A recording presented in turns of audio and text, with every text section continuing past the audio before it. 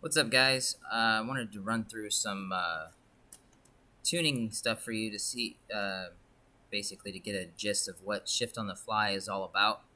So Shift on the Fly has been out for a little bit on 6.4, 6 liter, 6.7, and it's also it came about on the 7.3s. But I'm gonna show you exactly what you're getting into, so you know how it works. On the 6.4 and the 6.7s, it's mostly a scam.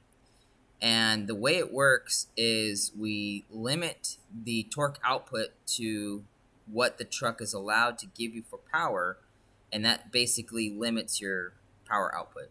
It doesn't change anything in the timing, the boost, and stuff like that, except for on the 6 liters and the 7.3s. Those are the only two um vehicle applications in the Power Stroke world where you're going to be able to actually change um, your stuff there. So in a 6 liter, you can use HPT, and it's going to have the Shift on the Fly feature there.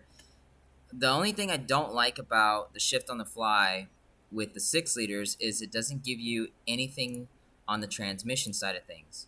So when you go into your transmission, you can't change anything on any number.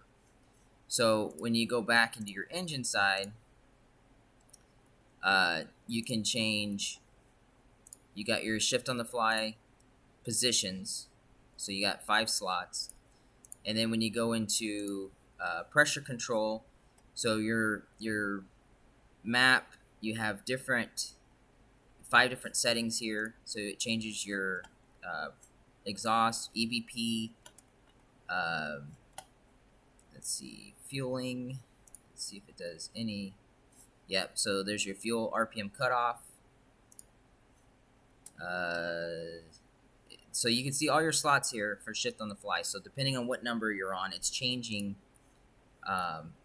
It's changing things that you want to change. It won't change your FICM, so we're not worried about that. But your timing, it will change your timing tables, your torque output. So pretty much everything that you need for Shift on the Fly in the 6 liter application is pretty close to a 7.3 as far as it changing your power, timing, all that stuff that you want to change. It's really good. When you get to a 6.4 and 6.7, what it does, pull up a 6.7 tune here.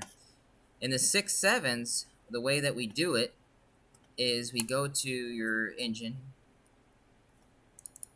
and you go to torque management, and you go to fuel temp. And what we do is we take the first few steps here, and we divide this up into 5 different settings. Let me see if I can get you a good. There you go. So this one's using CAC temperature. So we use the charge air cooler temperature sensor on the boost tube, and we change it to where your level 1, level 2, level 3, level 4, and level 5 on your switch. And what it's doing is it's changing your temperature to a desired temperature on the switch, and that is what's making your power feel like it's different tunes. Let's look at a 6.4 file. Right there, 6.4. So we'll go into 6.4, and then we'll look at your fuel temp, because that's what we're going to use in the 6.4. 6.4, we do the same thing. There's your temperature on what your fuel temperature. When you have the switch, you unplug your fuel temp sensor. You have the switch hooked up to the fuel temperature sensor connector, and then we change. Level 1 is going to read in between 32 degrees and 59 degrees, and level 2 is 60 to 77. Level 3, level 4, and level 5. Okay. There's nothing in here that's going to change what you want as far as fueling, timing, anything. There's no 1, 2, 3, 4, 5 like there is in the 6 liters. So any tuning device, EasyLink, SCT, HP tuners will not give you a true shift on the fly with 6.4 and 6.7s. Only shift on the fly that I know of that is capable of changing timing and stuff like that is HP tuners. SCT had software back in the day on their early live wires where you can do shift on the fly, but that's all gone. So it was just an unstable device and it didn't work very well. So this is pretty much the only way you can do a shift on the fly now. So when you go to a website and you want to buy shift on the fly tuning for 6.4 and 6.7, this is what you're going to get.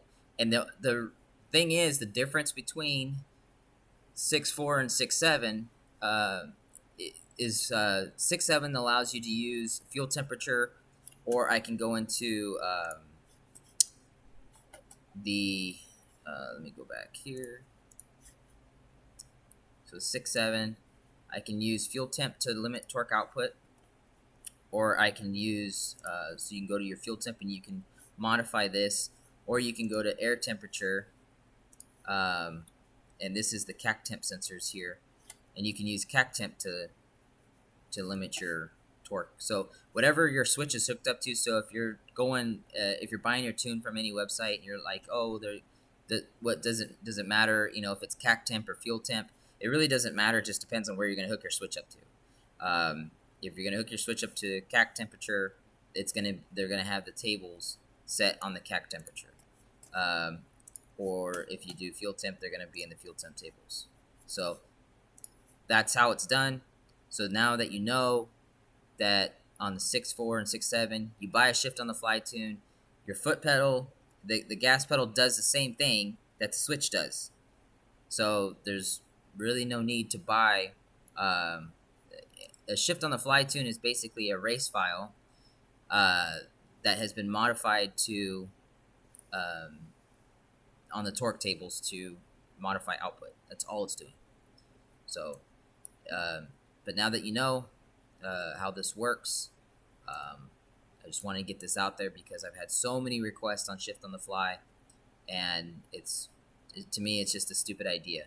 When you change power, it makes the transmission do wacky things, and this is how people hurt their trannies, because when you change your torque output, now the tranny wants to relearn the power. So if you on the 6 liters, I think HP tuners would have nailed it if they would have been able to change your transmission at the same time as your engine. So on the 6 liters, there's other things that I would do for shift on the fly. I just wouldn't do it for power. I would change like boost pressure stuff for mileage. I would change some things on there to make it like an anti-theft mode, so that way if you want to make the truck not start, you can go down to a specific number and then minimize out your ICP table or something to where it will not start the truck. The only other thing here is, let me know if you have questions. But this is how it's done, and my next video I'll get into more stuff about modifying tunes and stuff like that. If you need to figure out how to change some things around, let me know and I can help you out.